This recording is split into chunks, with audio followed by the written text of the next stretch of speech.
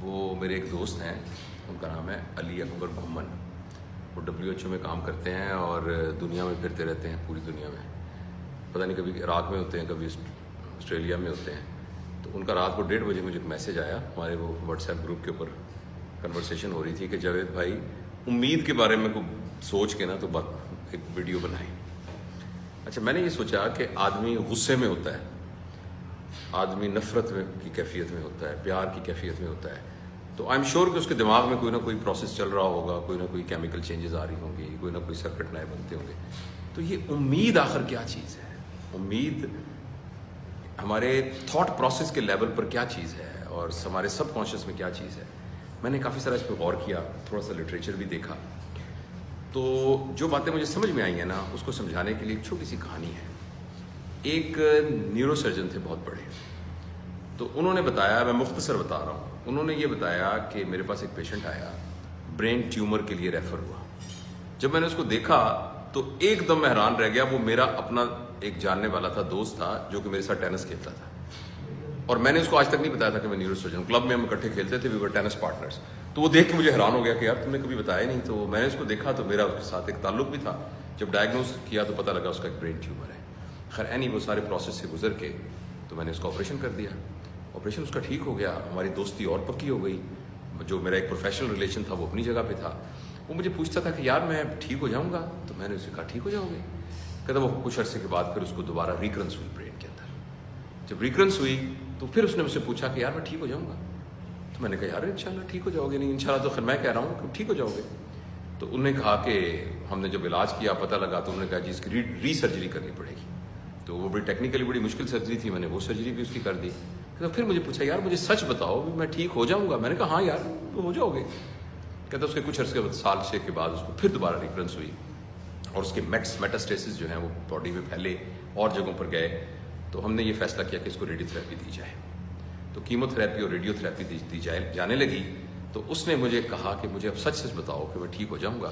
میں نے کہا یار ہمت نہیں ہارنی, وہ کوشش کرتے ہیں ہم انشاءاللہ. لیکن کہتا مجھے لیکن میرے ذہن میں یہ تھا کہ ابھی آہستہ آہستہ نیچے ہو رہا ہے.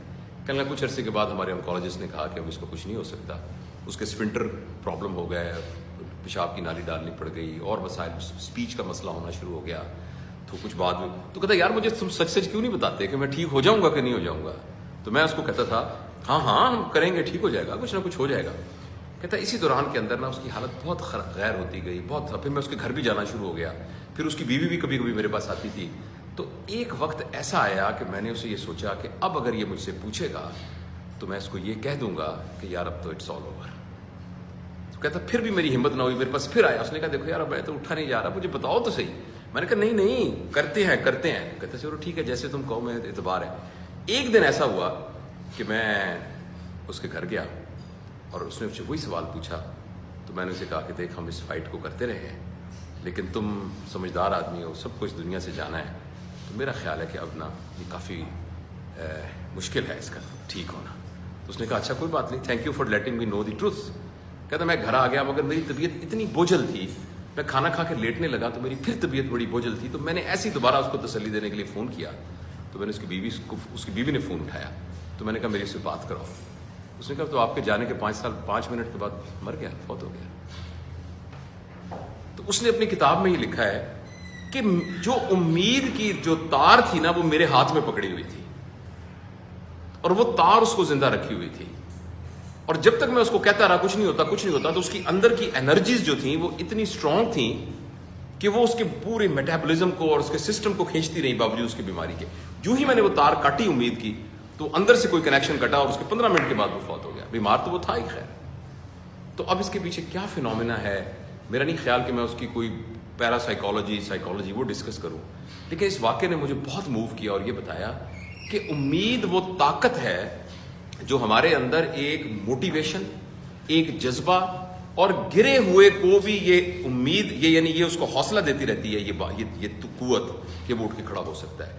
تو اس لیے ہمیں اپنے لیے بھی اور اپنے پورے انوائرمنٹ کے اندر امید کو کبھی لوز نہیں کرنا چاہیے.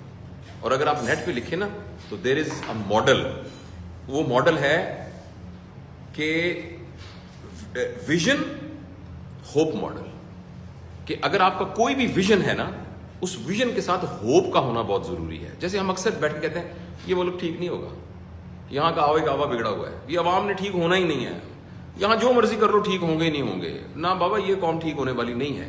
تو یہ تو بنیادی طور پر یہ کہنا ہے کہ ہمیں کوئی امید نہیں ہے. اور جب ہم کہتے ہیں ہمیں کوئی امید نہیں ہے تو ہم بنیادی طور پہ وہ رسی کاٹ دیتے ہیں کہ جس کی بنیاد کے اوپر ساری کی ساری وہ کھڑی ہوتی ہے, پوری کی پوری ایک جو اسٹرکچر کھڑا ہوا ہوتا ہے.